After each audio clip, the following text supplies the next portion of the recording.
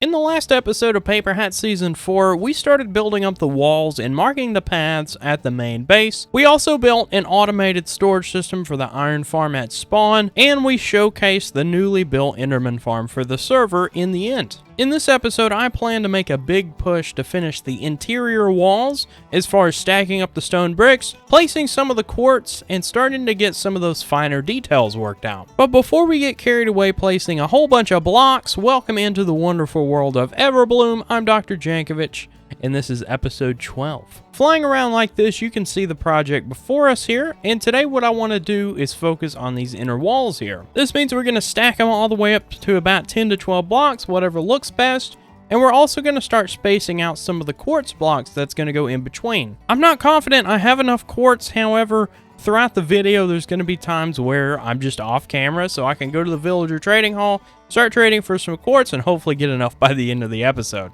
First things first, we're going to need supplies, and these boxes over here, if you remember these from the last episode, have a whole bunch of stone in them.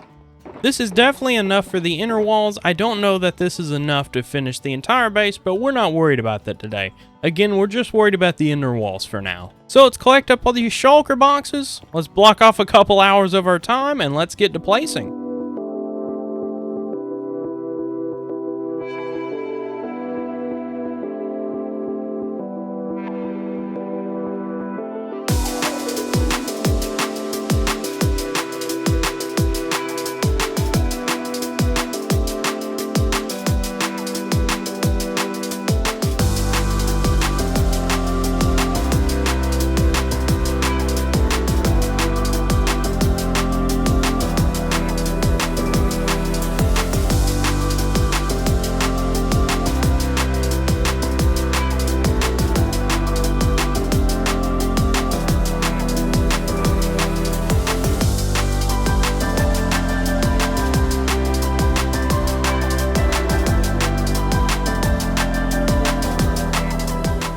And just like that, we have mega progress with the base here, and it didn't take nearly as long as I thought. The height of the stone walls and the quartz pillars isn't quite something that I ironed out in creative mode.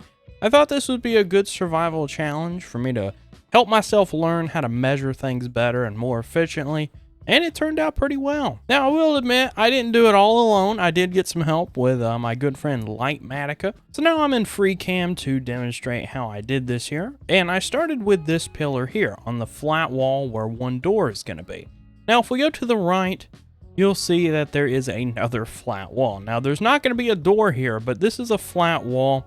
And this is special because this is exactly 1/4 of the entire wall here. So all I had to do was measure out these pillars, and then I could take a schematic of the bottom 2 blocks of this entire quarter slice here, mirror it so it goes over here, and then I was able to place those blocks. And then I created a schematic of 1/2 of this entire circle, mirrored it, and then I had the other side done. Using tools like Lightmatica and things really cuts the time off projects like this. But the work doesn't stop there. In this episode, I was fully intending to only do the inner circle here, but given that this only took 3 to 4 hours, I think we could press on and at least place all the stone and hopefully get started on the outside quartz of the inner circle here. I don't yet have enough quartz to do the entire base. That's probably going to happen on stream a little at a time, but the main bit being we need to place all this stone. So let's roll that second time lapse. Let's lay down some stone.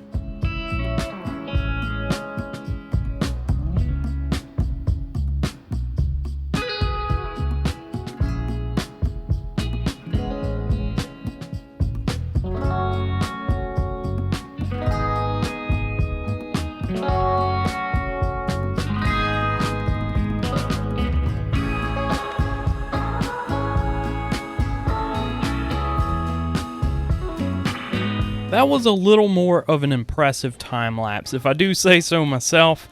We did place almost 20,000 stone brick blocks, and listen, I don't say that to mean, hey, look how much work I've done. I'm just saying that because I don't think it's enough.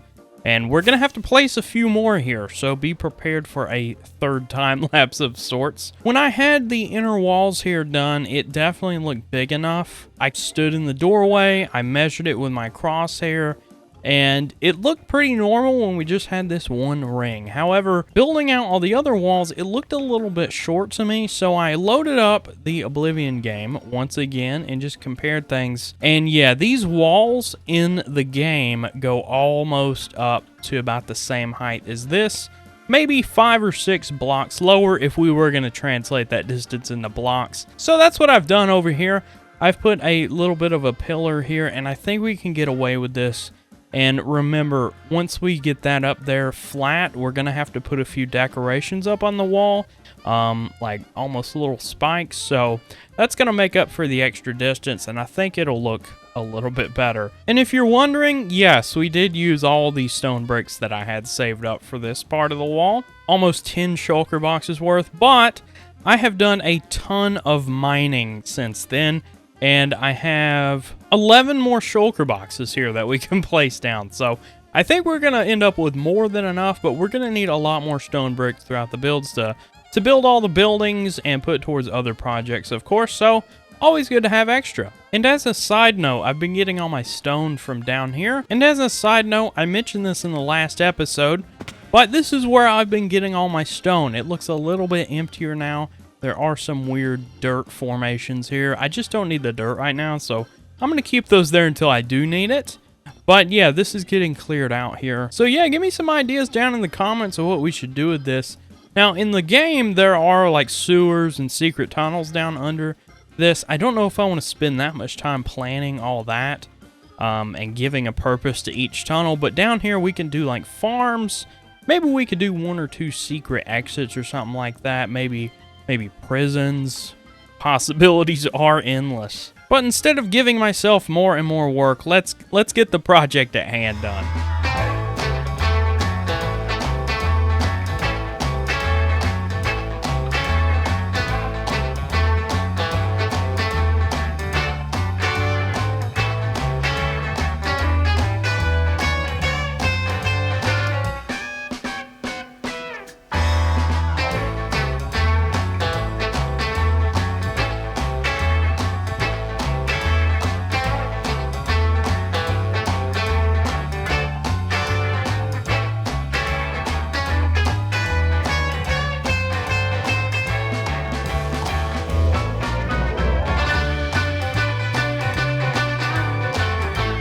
And that looks much, much better. This is exactly the height that I need.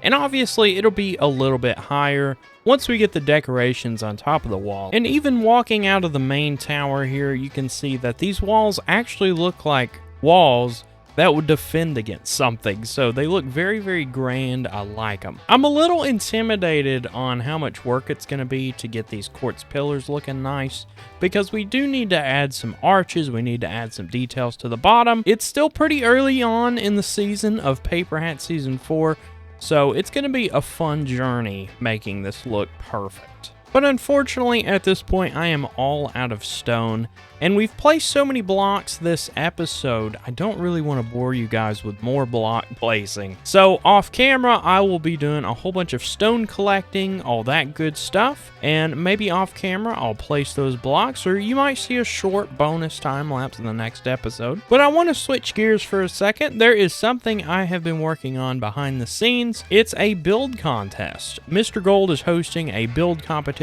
over at his base. I think it's just a ploy for him to fill out his base a little bit more, but I'm having fun with it. It's Desert Oasis themed, and I had a really interesting idea for it. Mr. Gold's base is looking so cool these days, those 3 pyramids. I've been told that's not actually his base, that's just where his farms are going. Yeah, it's gonna be pretty epic, whatever his main base is gonna be. But over here, we have been working away at the building competition, and you can see here I have something started.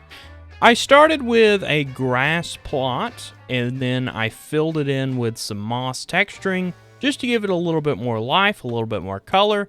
And I had a vision of like not a coliseum, but circular pillars here.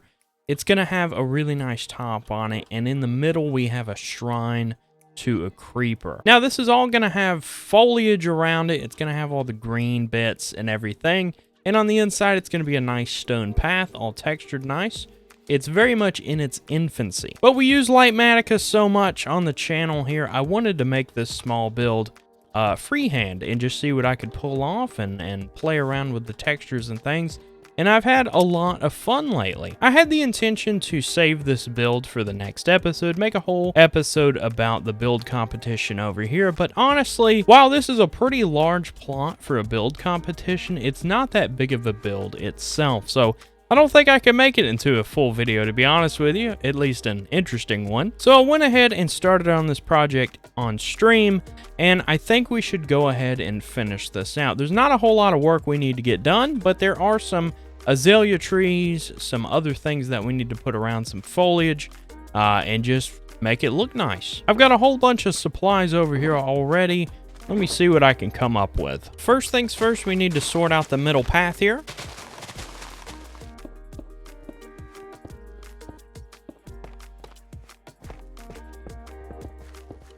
And the pillars still look awful. Let's fix that.